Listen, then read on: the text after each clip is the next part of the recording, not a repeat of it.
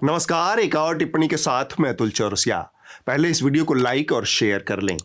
अब एक जरूरी बात, न्यूज लॉन्ड्री बिना किसी विज्ञापन के चलने वाला पत्रकारिता संस्थान है। इस वीडियो में भी आपको कोई विज्ञापन नहीं मिलेगा। हम न तो सरकारों से विज्ञापन लेते हैं, न ही कॉरपोरेशन से।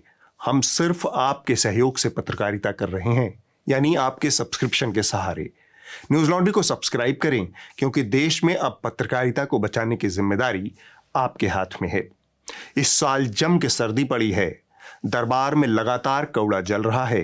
दरबारी बोल कम रहे हैं, कौड़ा ज्यादा ताप रहे हैं। हस्तिनापुर दरबार में गतिविधियां धीमी पड़ गई हैं, लेकिन आर्यावर्त में एक के बाद एक नया अंडा फूट रहा है। उनमें से खबरनुमा चूजे निकल रहे हैं, बदहवास दाएं बाएं भाग रहे हैं। संजय का काम बढ़ गया है।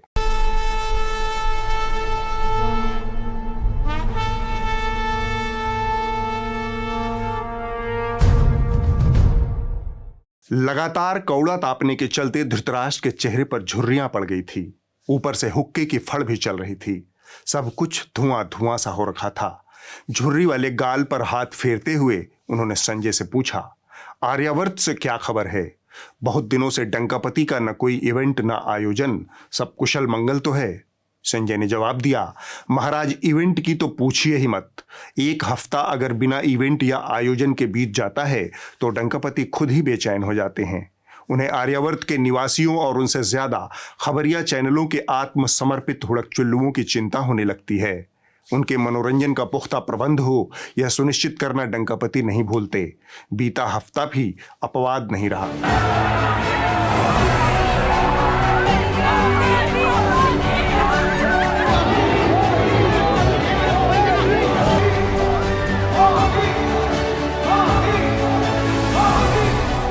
संजय ने अभी बात पूरी की ही थी कि जल रहे कौड़े से आवारा धुएं का एक टुकड़ा उठा और धृतराष्ट्र की नूरविहीन आंखों में घुस गया। आंख छरछराने लगी। धृतराष्ट्र पीड़ा से टीस उठे। आंख की कोर से पानी बह निकला। मुंह से बेसाख्ता निकला, इसकी। दरबार की गरिमा को देखते हुए आगे का सुभाषित वाक्य उन्होंने पूरा नहीं किया। संजय ने फिर से बोलना शुरू किया। इंद्रप्रस्थ की सड़कों पर उत्सव की छटा थी। डंकापति सज धज कर अपनी रियाया को दर्शन देने निकले थे। लगभग बारात टाइप माहौल था। सारंगी, तबला, हारमोनिया वाले हर नुक्कड़ चौराहे पर डंकापति के स्वागत में अपना साज पेर रहे थे। नर्तक नाच रहे थे। डंकापति के सम्मान में भद्रजन ललमुनिया चिरई उड़ा रहे थे। एक गाड़ी पर सजे धजे डंकापति हाथ हिला रहे थे। नरेंद्र मोदी का जो काफिला है वो इसी रास्ते से गुजरता हुआ जाएगा और लोगों के हाथों में जो तख्तियां हैं, जो बैनर पोस्टर हैं, उसमें साफ तौर पर लिखा हुआ है कि विश्व का गौरव अगर कोई है तो वो मोदी जी हैं। विश्व का गौरव है भारत के भव्याया। हर एक तस्वीर दिखा रहे हैं प्रधानमंत्री नरेंद्र मोदी के इस रोड शो की, जो कि मेगा रोड शो है। धृतराष्ट्र ने टोका। उनकी टोक में छरछराती आंख का दर्द शामिल था। हमारे डंकापति हाथ हिला हिला कर रोड शो करते हैं, कार पर लटक कर स्टंट दिखाते हैं, किसी को फर्क ही नहीं पड़ता।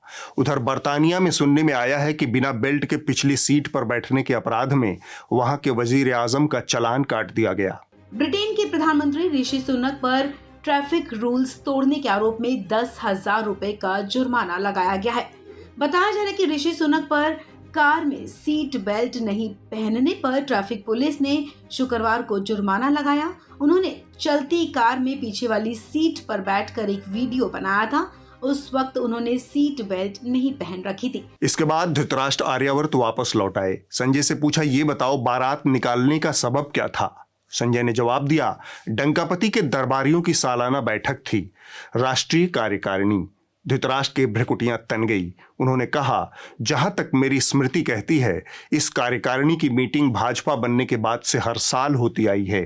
खुद भाजपा का संविधान कहता है कि राष्ट्रीय कार्यकारिणी को साल में 3 बार बैठना चाहिए। मेरी स्मृति में तो ऐसा याद नहीं आता कि पार्टी का कोई और नेता इतने सालों में कभी बारात निकाल कर राष्ट्रीय कार्यकारिणी में पहुंचा हो। शहर की सड़कें बंद कर दी गई हों। धृतराष्ट्र के आप तो वचन सुनकर संजय ने खुद को थोड़ा समेटा और संक्षेप में बोले, जो पहले जैसा करे तो फिर डंकापति काहे का हुआ महाराज? धृतराष्ट्र ने इसे स्वीकार करते हुए सवाल दागा, अच्छा वहां पर हुआ क्या? यह वो सवाल था जिस पर संजय बोलना चाहते थे। उन्होंने कहा, सुना है कि डंकापति ने बहुत अच्छी अच्छी बातें सभा में कही। धृतराष्ट्र ने हस्तक्षेप किया, सुना है का क्या मतलब, तुमने देखा क्यों नहीं? संजय ने कहा, यही तो मसला है महाराज, डंकापति की सजी धजी बारात तो सबने देखी, लेकिन उनकी बात सूत्रों के हवाले से सुनी, जो हमने सुनी वो आप भी सुनिए। बीजेपी की राष्ट्रीय कार्यकारिणी में प्रधानमंत्री मोदी का वो संबोधन जिसमें उन्होंने पसमानदा और बोहरा मुस्लिम का जिक्र कर संवाद बढ़ाने का मंत्र दिया था। प्रधानमंत्री मोदी ने ये साफ कह दिया कि हम प्रत्येक दिन काम करते हैं विकास के लिए। इसी बीच कोई किसी फिल्म पर कोई टिप्पणी कर देता है और इसके बाद होता क्या है, टीवी और मीडिया सारा दिन वही चलाता है और विकास की बातें पीछे रह जाती हैं। हमें इससे बचना चाहिए। धृतराष्ट्र ने डंकापति के प्रस्ताव को अपना समर्थन दिया। यह तो बड़ी अच्छी और सही बात कही डंकापति ने। यहाँ पर संजय ने छोटा सा अविश्वास प्रस्ताव पेश किया। डंकापति ठहरे दूरदर्शी राजनेता, उन्होंने तो जो किया सो किया। हुड़कचुल्लुओं ने उन्हें 2023 में ही 2024 का विजयी सर्टिफिकेट पकड़ा दिया। 2024 के महारण से पहले आज खुद प्रधानमंत्री नरेंद्र मोदी मैदान में उतरे। उन्होंने दिल्ली में एक रोड शो किया। हालांकि ये रोड शो बहुत बड़ा नहीं था, लेकिन राष्ट्रीय कार्यकारिणी की बैठक से ठीक पहले इसका संदेश बहुत बड़ा माना जा रहा है। पीएम मोदी ने कैलेंडर बदल दिया, आज से 2024 शुरू। कैसे, आज इसको समझाओ। वो 160 सीटें जो मोदी को हराएंगी या पीएम बनाएंगी, वो कौन सी 160 सीटें हैं, आज उसके बारे में चर्चा करें। अब 2024 की जंग के लिए 2019 में आने वाली सीटों के भी 20 करना है, यानी 303 सीटें अगर 2019 में आई तो 2024 में उससे ज्यादा लानी है। 2024 में 2019 से भी बड़ी जीत मिलेगी। 2023 में एक भी विधानसभा चुनाव हारना नहीं है, ये बीजेपी की हुंकार। धृतराष्ट्र ने फिर बोला, चापलूस तो हर दौर में रहेंगे संजय, पर डंकापति हैं बड़े दिल वाले नेता। एक दूरदर्शी राजनेता को इतना ही बड़े दिल वाला होना चाहिए। बड़े दिल वाला सुनकर संजय ने फिर से अविश्वास प्रस्ताव पेश किया। थोड़ा सा लोचा है महाराज। धृतराष्ट्र बोले, वह क्या? संजय ने कहा, ये अंग्रेजों अब सुधर नहीं रहे हैं, बेचारे डंकापति के पीछे पड़ गए हैं, अब उनके ऊपर एक नया वृत्तचित्र बना दिया है। India, the Modi question. Dhritarashtra की उत्सुकता चरम पर पहुंच गई। उन्होंने संजय से पूछा, इसमें डंकापति ने कहा क्या? संजय ने कहा, बहुत कुछ तो मेरी पकड़ में नहीं आया महाराज, लेकिन एक बात समझ में आई कि डंकापति मीडिया के मामले में थोड़ा कच्चे हैं। One area where I was very very weak, and that was how to handle the media. यह सुनकर धृतराष्ट्र हंस दिए। उनकी हंसी में अविश्वास का भाव था। संजय फिर से शुरू हो गए, जानते हैं महाराज, इसके बाद जो हुआ वह और भी दिलचस्प है। इसके बाद तो डंकापति ने मीडिया की नकेल पूरी तरह से कस दी। आलम यह है कि उधर वृत्तचित्र आया, इधर धड़ाधड़ यूट्यूब और ट्विटर हैंडलों के ट्वीट डिलीट करने का फरमान डंकापति के दरबार से जारी हो गया। Centre has ordered Twitter and YouTube to take down links of a BBC, the British Broadcasting Corporation documentary on the 2002 Gujarat riots and Prime Minister Narendra Modi. That's what sources have said. Sanjay अभी भी जारी थे। Media की नकेल कसने की डंकापति की बेचैनी इतनी तीखी और तीव्र है कि आलम जमहूरियत में जो उनके साथी विपक्षी लोग हैं, उनके ट्वीट भी धड़ाधड़ डिलीट मारे जा रहे हैं।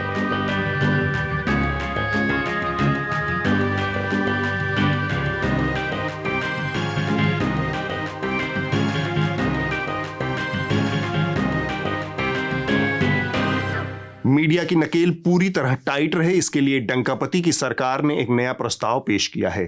इस प्रस्ताव के तहत आईटी रूल्स में ऐसे बदलाव किए जाने हैं कि डंकापति की शागिर्द एजेंसियां ही तय करेंगी कि कौन सी खबर सही है और कौन सी गलत है।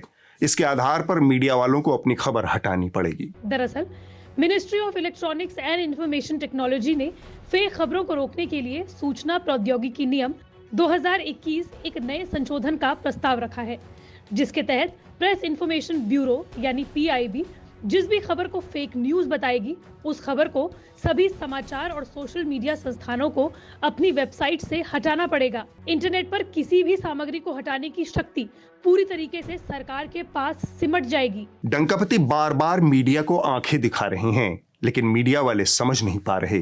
यह अच्छी स्थिति नहीं है जमहूरियत में। There seems to me to be a state in turmoil. We're seeing repeated violence. We're seeing people living in fear. What has gone wrong? जमहूरियत और आंख दिखाने की बात सुनकर धृतराष्ट्र को कुछ खटका। उन्होंने संजय से कहा, कुछ और सुनाओ। संजय ने कहा, डंकापति की बड़ी किरकिरी हुई विगत दिनों। डंकापति के एक नवरत्न के खिलाफ देश के सितारा खिलाड़ियों ने मोर्चा खोल दिया। आरोप लगा है कि नवरत्न महिला खिलाड़ियों का शोषण करते हैं। जो कोचेज होते हैं वो खुद लड़कियों का शोषण करते हैं, महिला कोचों के साथ में बुरा बर्ताव करते हैं, और अध्यक्ष जी ने खुद पता नहीं कितनी लड़कियों का शोषण किया आज तक। यह सुनकर धृतराष्ट्र ने पूछा, इस नवरत्न का नाम क्या है? संजय ने कहा, बृजभूषण शरण सिंह। नाम सुनने के बाद धृतराष्ट्र से कुछ कहते न बना, बस इतना ही बोला, क्या लड़कियों के साथ न्याय होगा? संजय ने कहा, यह बात तो दो ही लोग जानते हैं महाराज, एक ऊपर वाला और दूसरे डंकापति। और डंकापति तो फिलहाल एकदम चुप हैं। धृतराष्ट्र की आंख में धुएं की कड़वाहट अभी भी मौजूद थी, सो वो बिना कुछ बोले उठ खड़े हुए और अंतःपुर को लौट गए। धृतराष्ट्र संजय संवाद में इस हफ्ते बस इतना ही। बीते पूरे हफ्ते खबरिया चैनलों की दुनिया एक जड़बुद्धि बाबा के चरणों में लौटती रही। भूत प्रेत, तंत्र मंत्र, जादू टोना, चमत्कार, अंधविश्वास, दकियानूसी के इर्द गिर्द एंकराओं ने फिर से वही सारी घामड़ताएं परोसी जिसके लिए वे बदनाम हैं। लेकिन इस हफ्ते एक नई बात हुई। बात यह कि अब बीमारी बढ़ रही है। चापलूसी, सांप्रदायिकता, अंधभक्ति, विज्ञान सम्मत विवेक का अभाव जैसी बीमारियों का दायरा एंकराओं से बढ़कर अब दूर दराज के संवाददाताओं तक फैल गया है।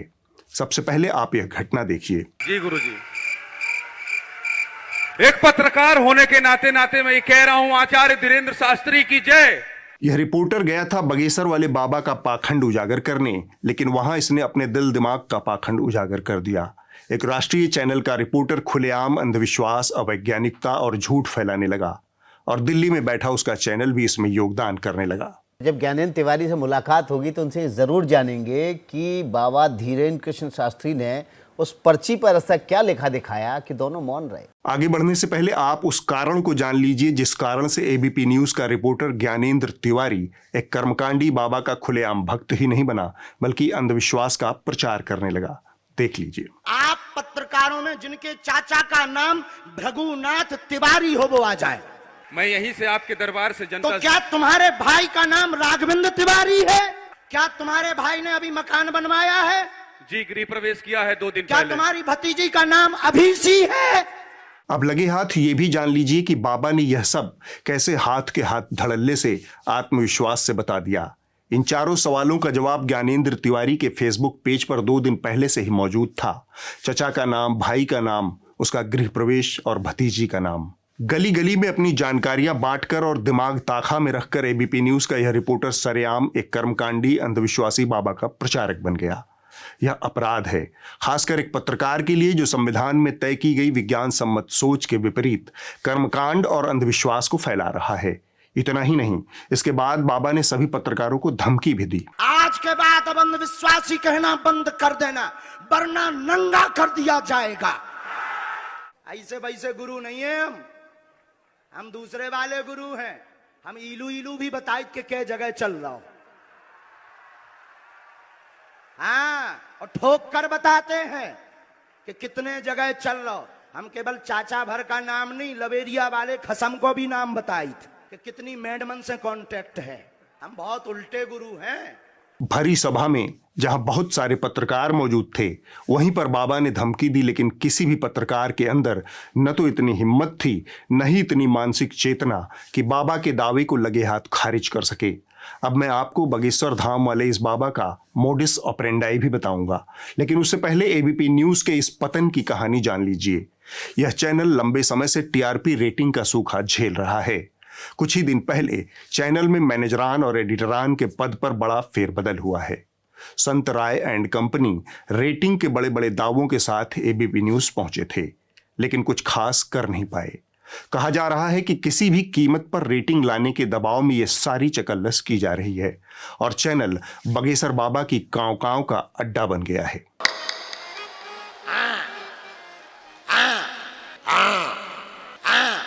अब बाबा के चमत्कार की चतुराई भी जान लीजिए। बाबा की एक वेबसाइट है bageshwardham.co.in। यहां पर आम लोगों को अपनी अर्जी लगाने का तरीका बताया गया है। इसी अर्जी के आधार पर बाबा लोगों को चमत्कार दिखाने के लिए चुनते हैं और फिर दुनिया को अपना कथित चमत्कार दिखाते हैं। बागेश्वर धाम में समय समय पर टोकन बंटते हैं। इसके लिए आपको बागेश्वर धाम कमेटी से संपर्क करना होता है। टोकन पाने के लिए आपको धाम के भीतर रखी एक पेटी में अपना नाम, पिता का नाम, अपने गांव का नाम, अपने जिले का नाम, अपने राज्य का नाम, पिन कोड के साथ और साथ में अपना मोबाइल नंबर लिखकर डालना होता है। यहीं से लॉटरी के जरिए बाबा कुछ लोगों को चयन करते हैं। चयनित व्यक्ति को टोकन दिया जाता है। इस टोकन में चुने गए व्यक्ति को एक तारीख मिलती है। उस तारीख पर उस व्यक्ति को बागेश्वर आश्रम में हाजिरी लगानी होती है। पहले आप इतनी स्थिति को समझ लीजिए, फिर आगे की बात। जिस व्यक्ति को आपने अपने गांव का, मोबाइल का, जिले का, कस्बे का और पिन कोड का पता पहले ही दे रखा है, उसके लिए आपसे जुड़ी जानकारियां जुटाना आज कितना मुश्किल काम है, खासकर आज के सोशल मीडिया के जमाने में जब आपकी सूचनाएं हर जगह बिखरी पड़ी हैं। अब आगे की प्रक्रिया भी जान लीजिए। टोकन देने के बाद बाबा अपना काम और आसान करते हैं। कैसे, मैं बताता हूं। टोकन के जरिए बागेश्वर धाम में अर्जी लगाई जाती है। यहां भी बाबा ने कलर कोडिंग कर रखी है, जिसके आधार पर इन्हें पहले से ही पता चल जाता है कि किसकी क्या समस्या है। यहां 3 रंगों के कपड़े में अपनी समस्याओं की अर्जी लगाई जाती है। अगर आपकी अर्जी सामान्य और आर्थिक है तो लाल कपड़े में नारियल बांधकर रख दीजिए। अगर शादी विवाह की समस्या से जुड़ी अर्जी है तो नारियल को पीले कपड़े में बांध कर रखना होता है, और अगर अर्जी प्रेत बाधा, भूत प्रेत से जुड़ी है तो नारियल को काले कपड़े में बांध कर रखना होता है। टोकन कब डाले जाएंगे, अर्जी किस दिन होगी, चुना कौन जाएगा, ये सब कुछ बाबा ही तय करते हैं। कोई अपनी सुविधा से या फिर बिना बताए बागेश्वर धाम पहुंचकर समाधान या चमत्कार नहीं पा सकता। इस तरह खुलेआम लोगों की आंख में धूल झोंककर एक बाबा सिद्धि और चमत्कार का दावा कर रहा है। उम्मीद है आपको बात समझ में आ गई होगी। बागेश्वर वाले बाबा सिर्फ यही नहीं कर रहे, यह जातिवाद और छुआछूत भी फैलाते हैं। आइए, आप हैं जीवन। आइए आइए, बस बस बस, छूना नहीं है, मैं अछूत आदमी है ना छू। जय हो। कहाँ के हो? कहाँ पर? यह बाबा लोगों को बुलडोजर और क्रेन रखने के लिए भी उकसाते हैं। निवेदन है, सब हिंदू एक हो जाओ और पत्थर मारने वालों के घर पर बुलडोजर चलवाओ। और कुछ दिन बाद हम भी बुलडोजर खरीदने वाले हैं। आप बाबा की इस मासूमियत पर न जाएं कि वो अहिंसात्मक बात कर रहे हैं। हमारा यह बयान पूर्णतः अहिंसात्मक है। इसमें कहीं भी हिंसा को किंचित मात्र भी, लेस मात्र भी जगह नहीं दी गई। अगर भड़काऊ भाषणबाजी अहिंसा है तो हम सबको थोड़ा ठहर कर थोड़ा गहराई से सोचने की जरूरत है। बाबा के भड़काऊ बयान में हर वो तत्व मौजूद है जो बहुसंख्यकों को हिंसा के लिए उकसाता है। इसी तथाकथित चमत्कारी बाबा के लिए खबरिया चैनलों ने पलक पावड़े बिछा दिए।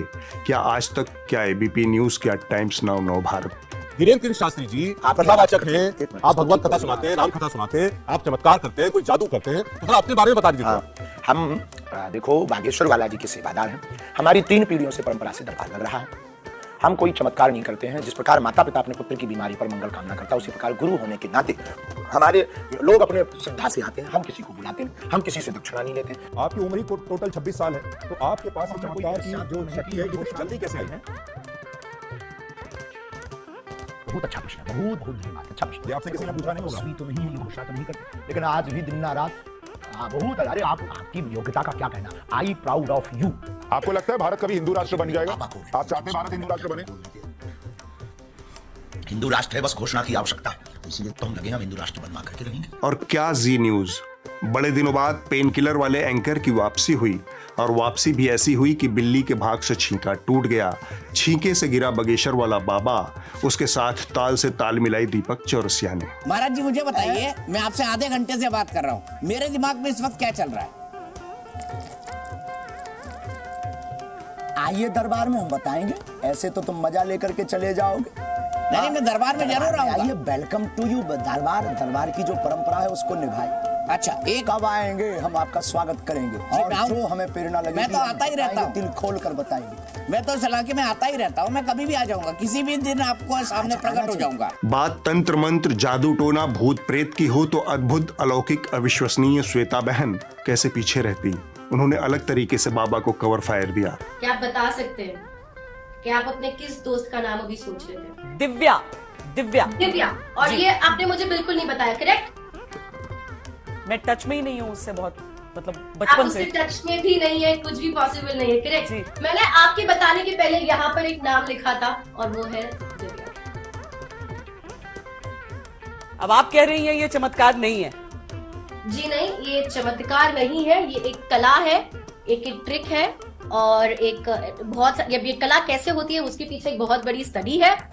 चलिए बहुत बहुत धन्यवाद, सालों से कर रहे हैं। आप सबका बहुत बहुत। कहने का मतलब किसी भी एंकर ने स्पष्ट दो टूक शब्दों में यह नहीं कहा कि हे बगेश्वर वाले बाबा, समाज को उल्टी दिशा में मत ले जाइए। चमत्कार के नाम पर गरीब भोली भाली जनता को मूर्ख बना रहे हैं आप। हमारे संविधान का अनुच्छेद 51A अपने नागरिकों में वैज्ञानिक दृष्टिकोण और विज्ञान सम्मत सोच को एक कर्तव्य के रूप में शामिल करता है। उनसे अपेक्षा करता है कि वो जादू टोने के चक्कर में न फंसें। यह सरकार की भी जिम्मेदारी है कि वह समाज में विज्ञान सम्मत व्यवहार को सुनिश्चित करे, इसे नुकसान पहुंचाने वालों की नकेल कसे। लेकिन किसी भी एंकर ने यह सीधी बात कहने की हिम्मत नहीं दिखाई। यह भारत की पत्रकारिता का अंधकार काल है। पिछले 7 दशकों में भारत की यात्रा गवाह है कि उसने आणविक ताकत, चिकित्सा विज्ञान में ऊंची छलांग, विज्ञान और रासायनिक अनुसंधानों के जरिए लगाई है। अंतरिक्ष में भारत की ऊंची उड़ान, लगभग 1.5 अरब लोगों को भरपेट भोजन की खाद्य आत्मनिर्भरता भारत ने विज्ञान में प्रगति और अनुसंधान के जरिए पाई है, न कि किसी कर्मकांडी बाबा के चमत्कार और तंत्र मंत्र से। जैसा कि मैंने शुरू में कहा, बीता पूरा हफ्ता चैनलों पर अंधविश्वास को समर्पित रहा। यह कई रूपों में दिखा। जहां बाबा नहीं थे वहां जटायु और संपाति थे। रामायण के मिथकीय चरित्र जटायु या संपाति किसी ग्रिफिन वल्चर की तरह दिखते थे, या वे ही जटायु की असली संतानें हैं। ऐसा इसलिए है क्योंकि रामानंद सागर ने अपनी रामायण में जिस तरह से जटायु और संपाति को दिखाया था वह आज के ग्रिफिन वल्चर से मिलता जुलता था। अद्भुत, अलौकिक और अकल्पनीय कलयुग में पहली बार मिले रामायण के जिंदा जटायु। त्रेता युग के जटायु की कहानियां रामायण में तो आपने सुनी होंगी। रुको रावण रुको, जिन्होंने माता सीता को दानव रावण के चुंगल से बचाने के लिए अपनी जान दे दी। लेकिन आज हम आपको असली जटायु दिखा रहे हैं। इस महत्वपूर्ण खबर को हम तक और आप तक पहुंचाने के लिए 4 एंकराओं को मोर्चे पर तैनात किया गया था। समझ रहे हैं आप कितनी गंभीर खबर है। रामानंद सागर की प्रेरणा क्या थी ये तो वही जाने, पर हमें पता है कि वह एक एक्टर था जिसे भद्दी सी पोशाक में जटायु बनाया गया था। अब वक्त है इस हफ्ते की रिपोर्ट का। जो कही जा रही थी बात के अंदर में भी सोशल डिस्टेंसिंग का रखा जाएगा। ट्रेनें तो खुल दी हैं, लेकिन कैसे? इस हफ्ते की रिपोर्ट न्यूज़ 24 से है। यह रिपोर्ट भारत के उच्च शिक्षा केंद्र में घट रही एक शर्मनाक घटना पर है। यह घटना देश की राजधानी दिल्ली के दिल्ली विश्वविद्यालय में घट रही है। 21वीं सदी में भारत के सबसे प्रगतिशील और प्रतिष्ठित विश्वविद्यालय में यह तय किया जा रहा है कि हमारे वयस्क युवा छात्र और छात्राएं क्या खाएंगे, और उन्हें नॉनवेज तो कतई नहीं खाना चाहिए। हॉस्टल में नॉनवेज बैन करने के विरोध में दिल्ली यूनिवर्सिटी की छात्राएं प्रदर्शन कर रही हैं। पुलिस लाठियां बरसा रही है। We were peacefully protesting in front of the college to demand the revocal of the policy that discontinue non-veg in hostel. Peacefully protesting, and from inside the gate, we don't even know how they were able to do it because we were not allowed inside. We were peacefully protesting, we were not allowed inside the gates. ABVP came, a group of them. They started chanting extremist slogans, and they started yelling things like Pakistan is good to Pakistan. We are Indians. We are born and brought up in India. कि college में bag की check होती है अंडे के लिए। Bag में अगर अंडे मिला तो कॉन्फिस्केट किया जाता है। अंडे को बनाने के छोड़ो, हॉस्टल की कैंटीन में मिलने का छोड़ो, आप बाहर से खाने के लिए बैग में अंडे लेके जाते हैं, कॉन्फिस्केट किया जा रहा है। अगले हफ्ते होगी एक और टिप्पणी। नमस्कार।